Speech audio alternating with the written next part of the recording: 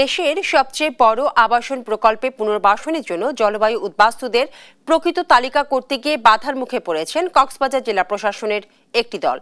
বৃহস্পতিবার সকালে পৌর শহরের ১ নম্বর ওয়ার্ডের সমিতি পাড়ায় সদর উপজেলা নির্বাহী কর্মকর্তা নীলুফা ইয়াসমিন চৌধুরীর নেতৃত্বে তালিকা করতে যান তারা। স্থানীয়দের দাবি, সমিতি পাড়ার বাসিন্দাদের উচ্ছেদ করার জন্য তালিকাটি করা হচ্ছে, তাই তারা বাধা দিচ্ছেন। পুনর্বাসনের সিদ্ধান্ত না হওয়া পর্যন্ত আন্দোলন চলবে।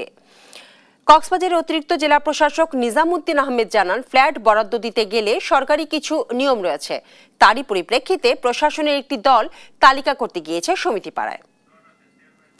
আমাদের এই যে জনগোষ্ঠী ৬০,০০০ মানুষ এখানে বসবাস করে, তাদেরকে কিছু না বলে অবৈধভাবে তাদেরকে লিজ দেওয়া হয়েছে। ৪,০০০-এরও বেশি ফ্ল্যাট ইতোমধ্যে নির্মিত হয়েছে এবং সেখানে কিন্তু এখন রেডি। তো সরকার তাদেরকে ওখানে পুনর্বাসনের লক্ষ্যেই যারা অগ্রাধিকার পাওয়ার উপযুক্ত তাদেরকে চিহ্নিত করা।